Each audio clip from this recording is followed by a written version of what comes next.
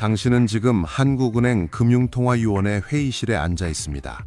원달러 환율 1,470원대, 서울 집값 연 10% 상승, 그리고 미국 재무장관의 원화 약세 발언까지. 오늘 당신이 내릴 결정이 대한민국 경제의 향방을 바꿀 수 있습니다. 상황을 정리해 보겠습니다. 지난해 7월부터 기준금리는 연 2.5%로 4차례 연속 동결됐습니다.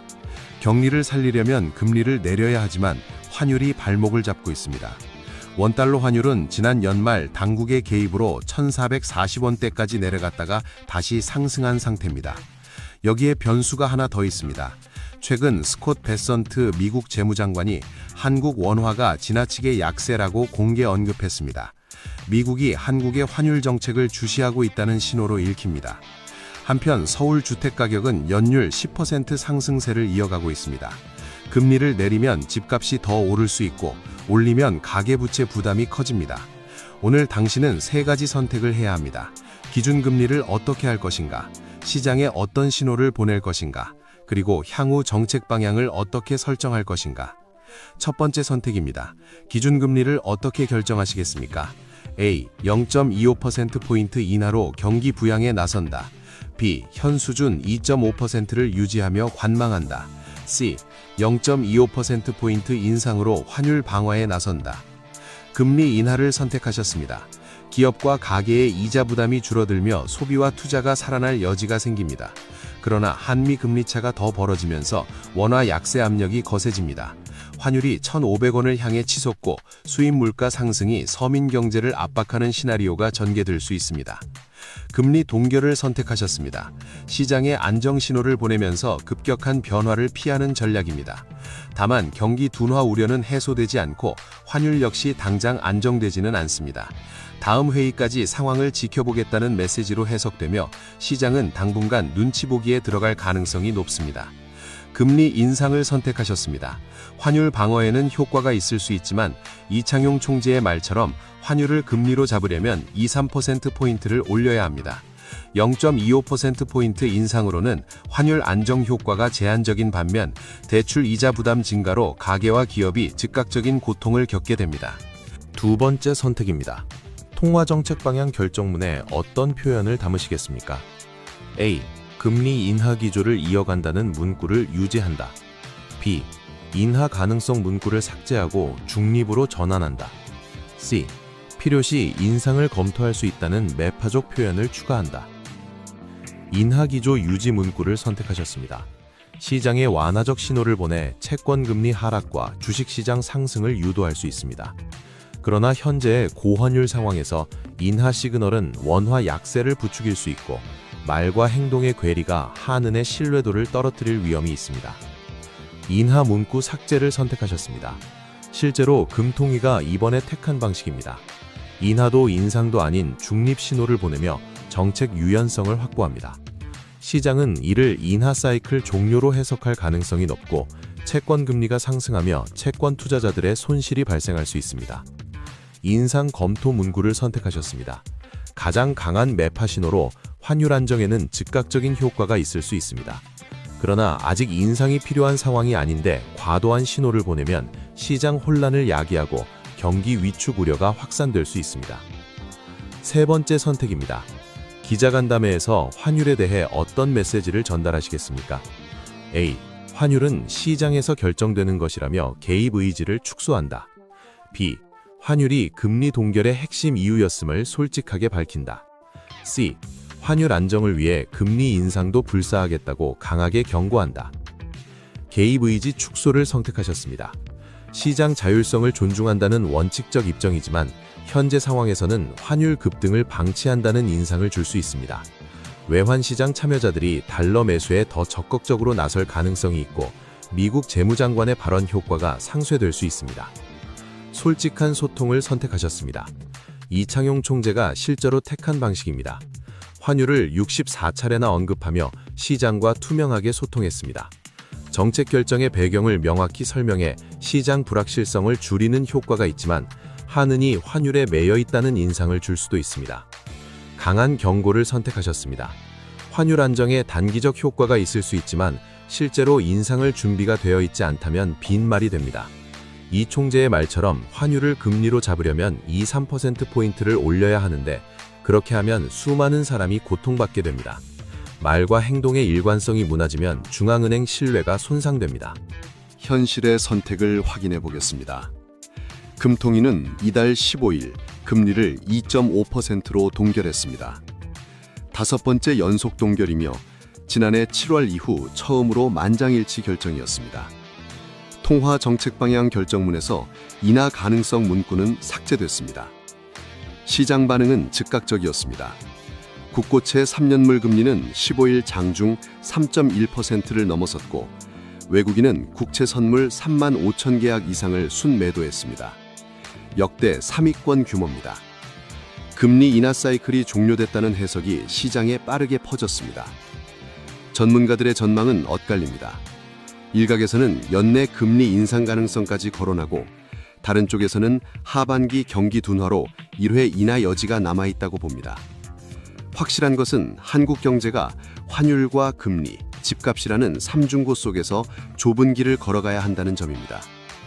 만약 당신이 금통위 의장이었다면 같은 선택을 하셨을까요? 금리를 내려 경기를 살릴 것인가? 동결로 버틸 것인가? 아니면 올려서 환율을 잡을 것인가? 정답이 없는 이 게임에서 당신의 선택은 무엇입니까? 당신은 지금 한국은행 총재입니다. 모니터에는 실시간 환율 그래프가 떠 있고 숫자는 빠르게 움직이고 있습니다. 원달러 환율은 한때 1,480원대까지 치솟았습니다. 시장에서는 원화 가치 하락에 대한 불안이 커지고 있고 자본 유출 우려도 다시 고개를 들고 있습니다. 지난해 12월 정부는 환율 급등을 막기 위해 외환 보유액을 동원했습니다. 한 달 사이 26억 달러가 줄어들었고 이는 외환 위기 이후 12월 기준으로 가장 큰 감소폭입니다. 당국의 강한 개입 덕분에 환율은 일시적으로 1,420원대까지 내려왔지만 새해 들어 다시 반등했습니다. 지금 이 순간 당신은 선택해야 합니다. 시장 안정을 우선할 것인가? 외환 보유액 방어를 중시할 것인가? 오늘의 게임은 바로 이 선택의 결과를 따라가는 시뮬레이션입니다. 첫 번째 선택입니다. 환율 급등세를 진정시키기 위해 어느 정도로 개입하시겠습니까? 선택지 A는 이렇습니다. 보유하고 있는 달러를 대규모로 매도해 시장에 직접 개입합니다. 환율을 빠르게 눌러 심리적 불안을 잠재우는 전략입니다. 선택지 B는 이렇습니다. 강도 높은 구두 개입을 중심으로 시장에 경고 메시지를 던집니다. 필요할 경우에만 제한적으로 달러를 매도합니다. 선택지 C는 이렇습니다. 시장 자율에 맡기고 직접 개입하지 않습니다. 환율은 시장의 힘으로 조정되도록 둡니다. 잠시 생각해 보세요. 당신이라면 어떤 선택을 하시겠습니까? 만약 A를 선택했다면 대규모 달러 매도로 환율은 단기간 빠르게 안정됩니다. 그래프는 아래로 꺾이고 시장의 공포 심리도 진정됩니다. 하지만 외환 보유액은 빠른 속도로 줄어들기 시작합니다. 시장에서는 외환 체력이 괜찮은가라는 질문이 나오기 시작합니다. B를 선택했다면 환율은 다소 안정되지만 변동성은 여전히 남아 있습니다. 투자자들은 당국의 실제 행동을 계속 지켜보며 관망합니다. 시장 불안은 완전히 해소되지 않습니다. C를 선택했다면 환율은 추가로 상승하며 변동성이 커집니다. 원화 약세가 고착될 수 있다는 우려가 커지고 시장 불안이 확대됩니다. 시간이 조금 흐른 뒤 외환 보유액이 7개월 만에 감소했다는 통계가 공개됩니다. 언론과 시장에서는 외환 건전성 논란이 다시 시작됩니다. 환율 방어에 너무 많은 달러를 쓰는 것 아니냐는 지적도 나옵니다. 두 번째 선택입니다. 선택지 A는 환율 안정을 최우선으로 두고 개입을 계속 이어가는 겁니다. 선택지 B는 개입 속도를 조절하며 시장 반응을 살펴봅니다. 선택지 C, 개입을 축소하거나 중단하고 시장 자율에 맡깁니다. A를 선택하면 환율은 비교적 안정된 흐름을 유지합니다. 그러나 외환 보유의 감소 속도는 더 빨라집니다. 일부 투자자들은 국가의 외환 안정성에 의문을 제기하기 시작합니다. B를 선택하면 환율은 단기적으로 출렁이지만 급격한 변동은 피할 수 있습니다. 외환 보유의 감소 속도도 어느 정도 조절됩니다. 시장은 여전히 방향성을 탐색합니다. C를 선택하면 외환 보유의 감소 압력은 줄어들지만 환율 변동성은 다시 확대됩니다. 시장 심리는 불안정해집니다. 세 번째 선택입니다. 국민연금이 한국은행과 외환 스와프를 활용해 환 해지를 가동할 수 있는 상황입니다. 국외 자산 투자에 필요한 달러를 한은으로부터 조달하면 외환 보유액에는 단기적인 감소 압력이 발생합니다. 하지만 장기적으로는 외화 유입을 통해 보완이 가능하다는 설명도 나옵니다. A를 고르면 환 해지를 적극 활용해 시장 안정에 힘을 실어줍니다. B를 고른다면 부분적으로만 활용해 리스크를 관리합니다. C는 환 해지를 사용하지 않고 보수적으로 운영합니다. A를 선택하면 단기적으로 외환 보유액은 더 줄어들 수 있습니다. 하지만 환율 변동성은 완화되고 중장기적으로는 외화 유입 여지가 생깁니다. B를 선택하면 안정성과 유연성 사이에서 균형을 유지할 수 있습니다. 다만 효과는 제한적일 수 있습니다. C를 선택하면 외환 보유액 안정성은 유지되지만 환율 변동성 관리에는 제약이 생깁니다. 이제 현실을 살펴보겠습니다. 실제 정부는 강한 시장 개입을 선택했습니다. 보유 달러를 매도하는 방식으로 환율 방어에 나섰고 그 결과 외환 보유액은 한 달 만에 26억 달러 줄었습니다. 이는 7개월 만의 감소이자 외환 위기 이후 12월 기준 가장 큰 감소폭입니다. 1월 12일 현재 환율은 다시 1,470원을 넘어서며 지난달 24일 기록한 고점의 턱 밑까지 차올랐습니다. 여기에 일본 다카이치 총리의 조기 총선 검토 소식에 따른 엔저 현상, 그리고 해외 주식 투자를 위한 개인들의 끊임없는 달러 수요까지 겹치며 상황은 더욱 악화되고 있습니다. 일부에서는 외환 보유액을 계속 사용하면 외환 건전성이 흔들릴 수 있다는 우려를 제기합니다. 반면 당국은 현재 외환 보유액 수준이 국제 기준에서도 충분히 안정적이라는 입장을 유지하고 있습니다. 결국 환율 방어는 단기 안정과 장기 체력 사이의 균형 싸움입니다. 당신이라면 어떤 선택을 하시겠습니까? 환율 안정을 위해 더 강하게 개입하시겠습니까? 아니면 외환 체력을 우선하시겠습니까? 댓글로 당신의 선택을 남겨주세요. 다음 게임에서는 또 다른 경제 이슈로 돌아오겠습니다. 아이고, 철수 씨. 이번 달도 월급이 통장을 스쳐 지나갔군요. 영끌 대출이자 정말 숨이 턱턱 막히죠. 뭐야? 미국이 금리를 내린다고? 와, 미국이 내리면 우리나라도 내리겠네? 그럼 내 대출이자도 줄어들 테니까 오늘 밤은 파치다! 자, 그 버튼 누르기 전에 철수 씨, 제 말부터 들으세요. 지금 샴페인 터뜨리다간 내일 쪽박찹니다. 잠깐, 미국이 금리를 내린다고 해서 한국은행이 당장 따라 내릴 수 있을까요? 정답은 아니옵니다. 지금 한국 경제는 딜레마 그 자체거든요. 쉽게 말해서 이러지도 저러지도 못하는 진퇴양난에 빠져 있습니다. 가장 큰 범인은 바로 환율이라는 괴물입니다. 2026년 초 기준 원달러 환율이 1달러당 1,460원대를 넘나들고 있어요. 1달러 사는데 1,460원이나 줘야 한다는 뜻이죠. 환율이 높으면 수입해오는 밀가루, 기름값이 다 오릅니다. 그럼 물가가 또 미친 듯이 뛰겠죠. 한국은행 입장에선 물가를 잡으려면 금리를 지금처럼 꽤 높게 유지할 수밖에 없는 상황에 가까운 겁니다. 그런데 내수 경기는 엉망이에요. 경기를 살리려면 금리를 게려야 하죠. 즉, 지금 한국은행은 브레이크를 밟은 채로 엑셀을 밟고 싶어하는 아주 고통스러운 상황인 겁니다. 게다가 우리가 미국보다 먼저 금리를 팍 내려버리면 외국인 투자자들이 한국은 이자 덜 주네, 바이바이 하고 돈을 빼서 미국으로 가버립니다. 그럼 환율은 더 폭등하겠죠. 미국 상황도 복잡해요. 트럼프 대통령이 건물주처럼 등장해서 연준에게 월세 좀 빨리 깎아 라고 압박할 변수가 있긴 합니다. 이러면 미국 금리가 예상보다 빨리 내려갈 수도 있겠지만 많은 전문가들은 올해 한국은행이 기준금리를 2.5% 수준에서 꽤 오랫동안 유지하거나 내리더라도 0.25%포인트 정도 한두 번에 그칠 거라고 보고 있어요. 사실상 큰 방향은 동결에 가깝다는 얘기죠. 자, 그럼 우리 같은 2030에겐 무슨 일이 벌어질까요? 첫째, 영끌 고통은 연장전입니다. 주택담보대출 이자는 당분간 크게 줄어들기 어렵다는 전망이 많습니다. 둘째, 취업문이 좁아집니다. 기업들도 금리가 높고 환율이 불안하니 투자를 안 해요. 사람을 안 뽑는다는 얘기죠. 이직이나 취업 준비는 더 빡빡해질 겁니다. 셋째, 놀러 가기도 힘듭니다. 환율이 1,400원대면 해외여행 가서 밥 한 끼 모으는 것도 부담이고 직구? 이제 메리트 없습니다. 월급의 실질 가치가 쪼그라드는 거죠. 어떻게 해야 하냐고요? 올해는 공격보다는 수비입니다. 섣불리 빚내서 투자하거나 과소비할 때가 아니에요. 현금 흐름을 꽉 쥐고 최대한 버티세요. 미국 금리가 확실히 내려가고 환율이 어느 정도 안정될 때까지 살아남는 자가 이기는 겁니다. 어려운 2026년 경제, 제가 계속 옆에서 통역해 드릴게요. 투자나 대출 결정은 각자 상황을 꼭 확인하고 필요하면 전문가와 상의해서 신중하게 선택하시고요. 구독 누르고 같이 버텨봅시다.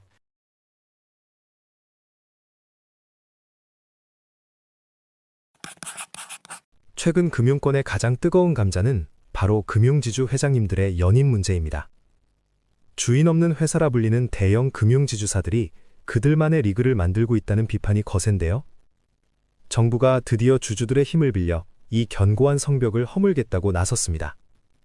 금융위원회는 지배구조 선진화 TF 첫 회의를 열고 매서운 경고장을 날렸습니다. 현재의 지배구조가 나눠먹기식으로 운영되고 있어 매우 실망스럽다는 반응인데요.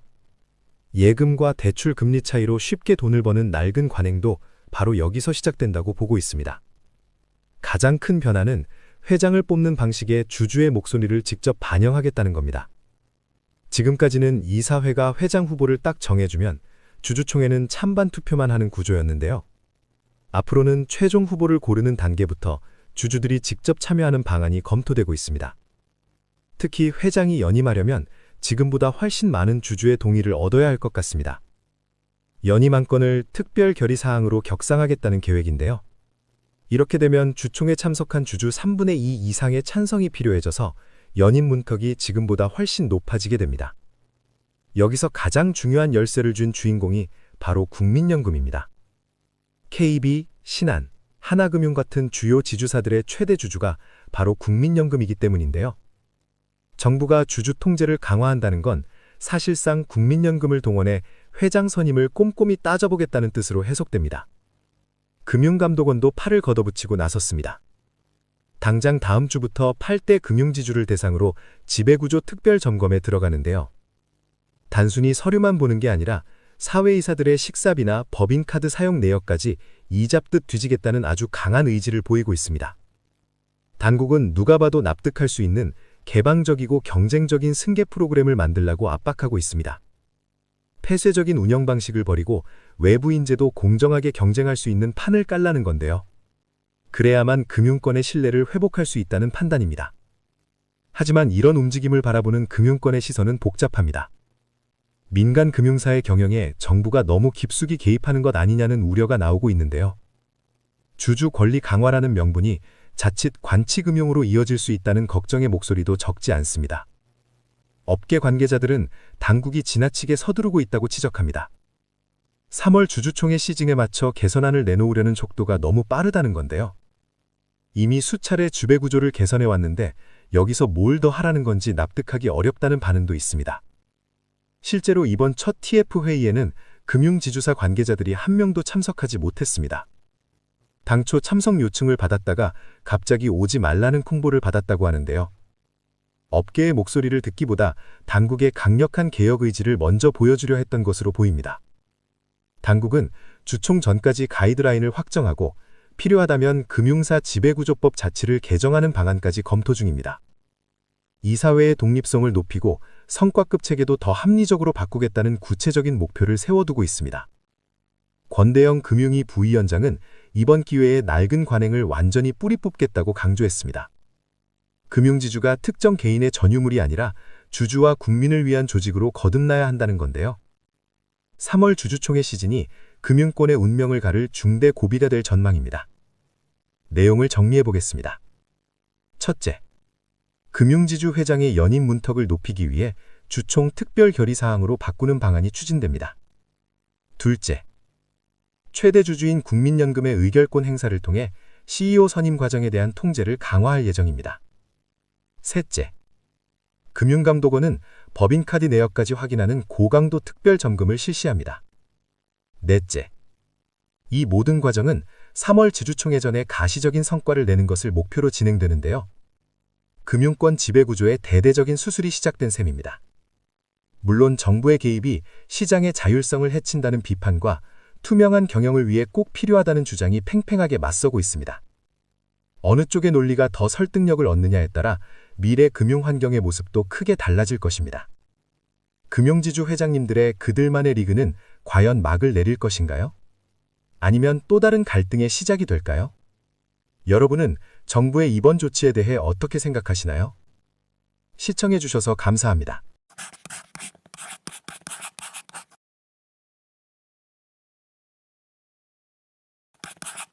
2026년 정부가 주식시장 활성화를 위해 쏟아낸 절세 상품들로 투자자들이 혼란스러워하고 있습니다. ISA, RIA, IMA까지 암호 같은 약자들이 난무하는데요. 과연 무엇을 선택해야 할까요? 지금부터 복잡해진 세테크의 모든 것을 정리해드립니다. 먼저 ETF 배당소득 분리과세자 최종 무산되면서 절세 계좌의 중요성이 더욱 커졌습니다. 일반 계좌로 고배당 ETF에 투자하면 배당소득세를 고스란히 내야 하는데요. 이제 절세 계좌 없이는 효율적인 투자가 어려워진 상황입니다. 이에 정부는 1인 2ISA 시대를 열었습니다. 기존 ISA는 해외 투자용으로, 새로 나올 청년형, 국민성장 ISA는 국내 투자용으로 나눠 쓸 수 있게 된 거죠. 투자자 입장에서는 선택지가 늘어난 셈인데 동시에 전략도 복잡해졌습니다. 기존 ISA의 혜택을 살펴볼까요? 순수익 200만 원까지는 전액 비과세, 초과분은 9% 분리과세입니다. 일반 계좌 대비 상당한 절세 효과가 있죠. 현재 ISA는 연말정산 필수 상품으로 자리 잡았는데요. 새로 나올 청년형 ISA는 더 파격적입니다. 납입금 소득공제에 배당소득 과세 특례까지 이중 혜택을 주겠다는 건데요. 청년층의 재산 형성을 본격 지원하겠다는 정부의 의지가 담겨 있습니다. 국민성장 ISA 역시 국내 장기 투자에 집중한 투자자에게 유리합니다. 국내 ETF 시장도 급성장하고 있습니다. 올해 들어 순자산이 제도 도입 후 처음으로 300조 원을 돌파했는데요.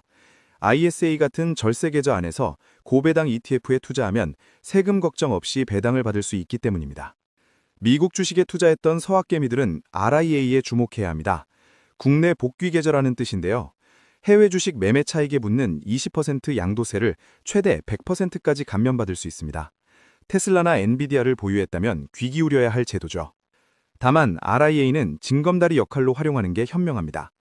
해외 주식을 팔고 국내 주식에 1년 이상 장기 투자해야 하는 조건이 있거든요. 의무 기간을 채운 뒤에는 ISA 같은 다른 절세 계좌로 옮기는 전략을 고민해봐야 합니다. 한국투자증권이 지난해 말 내놓은 IMA는 어떨까요? 종합투자계좌라는 이름인데 원금을 보장한다는 게 가장 큰 장점입니다.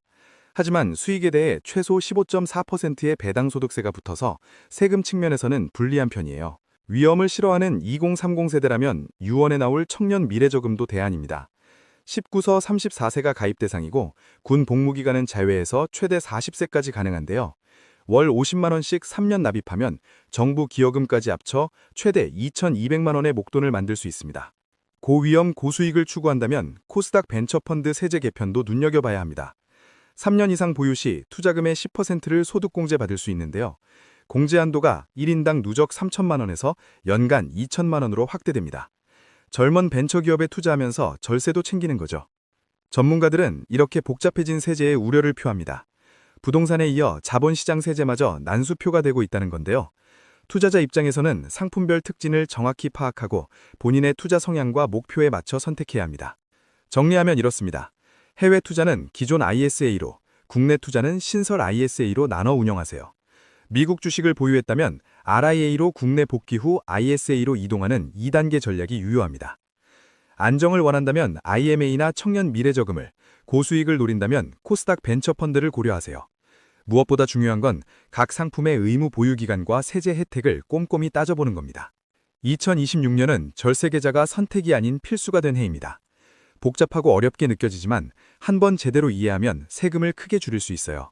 본인에게 맞는 조합을 찾는 게 핵심입니다. 암호 같던 ISA, RIA, IMA가 이제 조금은 명확해졌나요? 정부가 주식시장을 살리려고 만든 이 복잡한 제도들 똑똑하게 활용해서 여러분의 자산을 지키시길 바랍니다.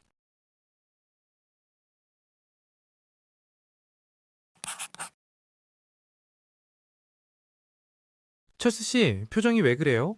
또 국민연금 못 받는다는 뉴스 보고 계시는군요. 그런데 뉴스 채널을 돌려보니 딴 세상이네요. 코스피가 5천을 넘본다고요? 철수 씨는 지금 이 생각이 들죠? 주색이 오르든 말든 내 월급에서 떼어가는 이 돈. 나중에 진짜 돌려받을 수는 있는 거야? 내가 낼 때는 꼬박꼬박 내고 늙어서는 빈털터리 연금 통장만 받게 될까봐 두려운 그 마음 압니다. 그런데 철수 씨, 걱정만 하기엔 지금 상황이 심상치 않습니다. 이 미친 불장이 철수 씨의 노후를 구하고 있다는 사실 알고 계셨나요? 코스피 5000 시대와 국민연금 1500조 돌파. 이 두 가지가 어떤 관련이 있는지 지금부터 3분 만에 딱 정리해드립니다. 첫째, 국민연금은 이 불장의 가장 큰 손입니다. 과거 채권만 하던 연금이 아니에요. 자산의 절반 안팎을 주식에 투자했거든요. 반도체, 자동차, 방산주가 날아가니 연금 곡간도 같이 터진 거죠. 그 결과 국민연금 기금 규모가 무려 1,500조 원에 육박하는 수준까지 불어났습니다. 한마디로 코스피가 5천을 향해 치솟으면서 국민연금이 들고 있던 주식 자산 가치도 같이 불어나 기금 규모가 1,500조에 가까워진 거예요. 올해 수익률만 약 20%가 예상됩니다. 주요국 연기금 가운데서도 손꼽히는 그야말로 월드클래스 성적표죠. 더 쉽게 말해볼까요? 작년 말보다 불어난 돈이 약 260조 원인데 이건 작년 한 해 전체 연금 지급액의 6년치에 해당하는 규모예요. 원금은 그대로 둔 채 수익만으로 6년을 버틴 셈입니다. 문제는 주가가 너무 많이 올라다 보니 국민연금의 국내 주식 비중이 규정상 상한선에 가까워졌다는 점입니다. 그래서 국내 주식을 더 많이 담을 수 있게 비율 상한을 올릴까를 기금운용위원회가 고민하는 중이에요. 일부 연구에 따르면 장기 수익률이 1%포인트만 높아져도 고갈 시점이 5년쯤 늦춰질 수 있다는 분석도 있습니다. 이런 불장 구간이 몇 번만 더 나와도 적어도 곧 고갈된다는 공포는 조금 덜어볼 수 있다는 뜻이죠. 다행이다 싶으시죠? 하지만 철수 씨, 우리에겐 아직 넘어야 할 산이 하나 있습니다. 2026년부터 보험료율이 9%에서 매년 0.5%포인트씩 올라 2033년에는 13%까지 오를 예정입니다. 당장 내 지갑은 얇아지겠지만 이건 밑 빠진 독이 아니라 확실한 저금통으로 바뀌는 과정입니다. 대신 2035를 위한 혜택은 확실해집니다. 아이를 낳으면 첫째부터, 군대를 다녀왔으면 군대 복무기간도 전부 연금가입 기간으로 쳐주는 크레딧 제도가 대폭 강화되거든요. 그리고 전문가들은 말합니다. 낸만큼은 최대한 공정하게 돌려받는 구조로 개편해서 청년들이 손해보는 일은 없게 만들겠다고요. 어떠세요? 코스피 5천과 국민연금 1,500조, 이 숫자들이 철수 씨의 미래를 지키는 든든한 방패가 되어줄 것 같지 않나요? 여러분의 든든한 경제 파트너, 경제용이었습니다. 다음 시간에도 돈이 되는 이야기로 찾아올게요. 안녕!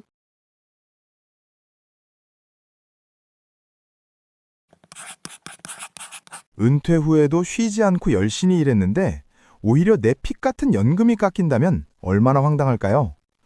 실제로 우리나라에서는 월 309만 원 이상을 벌면 국민연금을 깎아서 지급해 왔는데요. 작년 한 해에만 무려 13만 명이 넘는 어르신들이 2,400억 원의 연금을 받지 못했다고 합니다. 그런데 왜 도대체 일을 한다는 이유로 연금을 뺏어갔던 걸까요? 이 제도는 원래 연금 수령자가 다른 소득이 있다면 형편이 더 어려운 사람에게 재원을 돌리겠다는 취지에서 시작되었습니다. 하지만 시대가 변하면서 이 제도는 오히려 노인들의 근로 의욕을 꺾는 독소조항이라는 비판에 받아왔는데요. 일하면 손해라는 인식이 퍼지면서 많은 고령층이 재취업을 망설이거나 소득을 숨기는 부작용이 속출했습니다. OECD조차 한국의 이 제도가 고령자의 경제활동을 방해한다며 개선을 권고했을 정도인데요. 고령화 사회에서 일할 사람이 부족한데 일하지 말라고 등을 떠미는 꼴이었던 셈입니다. 드디어 정부가 이 해묵은 과제를 해결하기 위해 칼을 빼들었습니다. 올해 6월부터는 일정 수준 이상의 돈을 벌어도 연금을 전액받을 수 있도록 제도를 전격 순질하는데요. 이른바 국민연금 재직자 감액 제도를 단계적으로 폐지하기로 한 것입니다. 구체적으로 어떤 점이 달라지는지 살펴보면 기준점이 대폭 올라갑니다. 기존에는 월 소득 309만 원이 넘으면 연금이 깎였지만 이제는 509만 원까지는 한 푼도 깎이지 않고 연금을 다 받을 수 있게 됩니다. 월 500만 원을 벌어도 내 연금은 안전하게 지킬 수 있다는 뜻인데요. 이번 조치로 가장 큰 혜택을 보는 분들은 월 309만 원에서 509만 원 사이를 버는 분들입니다. 그동안 매달 최대 15만 원씩 억울하게 깎였던 연금을 이제는 온전히 수령하게 되는데요. 소득 하위 구간에 속했던 약 10만 명 이상의 수급자가 즉각적인 혜택을 볼 것으로 전망됩니다. 하지만 정부의 고민이 없는 것은 아닙니다. 제도를 바꾸려면 결국 돈이 필요하기 때문인데요. 하위 구간 두 곳을 폐지하는 데만 앞으로 5년간 무려 5,300억 원이 넘는 예산이 들어갈 것으로 추산됩니다. 연금 고갈 우려가 큰 상황에서 추가 재정 부담은 무시할 수 없는 요소입니다. 또한 공무원 연금이나 군인 연금 같은 직영 연금과의 형평성 문제도 풀어야 할 숙제입니다. 다른 연금들은 여전히 소득에 따른 감액 제도가 남아있기 때문인데요. 정부는 재정 상황과 타 연금과의 균형을 고려해 남은 고소득 구간의 폐지 시점도 신중하게 검토한다는 입장입니다. 이번 제도 개선은 단순히 돈을 더 주는 문제를 넘어 우리 경제에 큰 변화를 불러올 것으로 보입니다. 은퇴 후에도 전문성을 가진 고령층이 일터에 머물게 되면 일손 부족 문제를 해결하고 노인 빈곤율을 낮추는 일석이조의 효과를 거둘 수 있기 때문인데요. 특히 소득 공백 문제가 심각한 한국 사회에서 이번 조치는 가뭄의 단비 같은 소식입니다.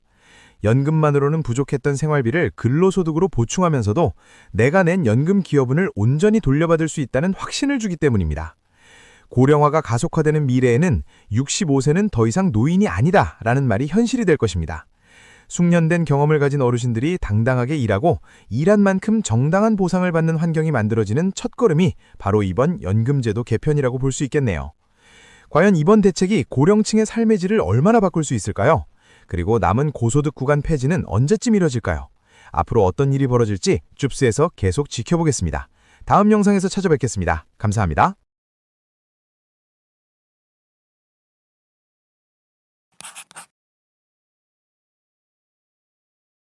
철수 씨, 오늘도 점심값 계산하면서 머릿속으로 통장 잔액 세보고 있죠. 요즘 월급은 그대로인데 나가는 돈만 센 것 같죠? 그런데 옆동률은 난리가 났습니다. 2026년 1월 코스피는 사상 최고 수준인 4,600선 안팎까지 올라왔고 비트코인은 하늘 높은 줄 모르고 치솟고 있죠. 요즘은 월급만 받아서는 절대 집 못 사는 재테크 시대라는데 이러다 나만 거지 되는 거 아니야? 철수 씨 마음속에 불안감이 스멀스멀 피어오르죠. 이게 바로 그 무서운 포모 증후군입니다. 에라 모르겠다. 전세 보증금이고 뭐고 일단 다 빼서 옮기자. 철수 씨, 당장 멈춰요. 지금 철수 씨만 그런 게 아닙니다. 대한민국 전체 돈의 흐름이 요동치고 있거든요. 이름하여 거대한 머니 무브. 지금 은행에서 돈을 빼는 게 과연 정답일까요? 27조 원이 움직인 나비 효과가 철수 씨의 대출 이자를 공격할 수도 있다는 사실 모르셨죠? 팩트부터 체크하죠. 2026년 1월 불과 7영업일 만에 5대 시중은행에서 무려 약 27조 원이 빠져나갔습니다. 하루에 4조 원씩 증발한 셈이죠. 이 돈들 다 어디로 갔을까요? 1번, 코스피 5000 시대를 기대하는 증권사 계좌. 2번, 투자자 중 절반 이상이 2030 세대라는 가상자산. 3번, 안전빵을 노리는 골드바. 바야흐로 고수익 대이동의 시작입니다. 문제는 여기입니다. 은행은 예금으로 들어온 돈을 굴려서 대출을 해줘야 하는데 곳간이 비어가니 비상이 걸렸겠죠.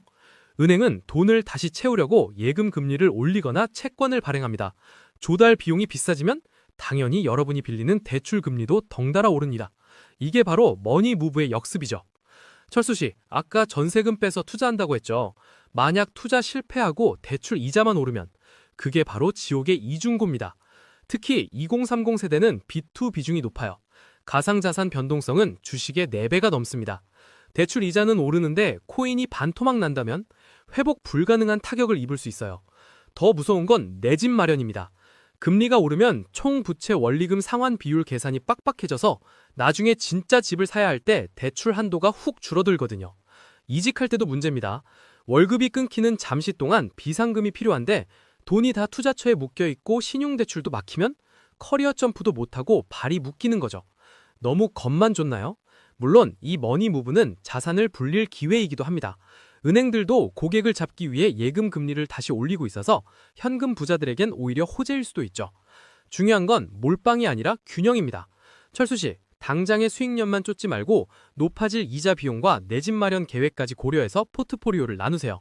흐름에 올라타되 휩쓸려 떠내려가진 마세요. 스마트한 개미는 파도를 봅니다. 여러분의 돈은 지금 어디로 흐르고 있나요? 지금까지 재웅이었습니다. 구독과 좋아요로 부자 되세요.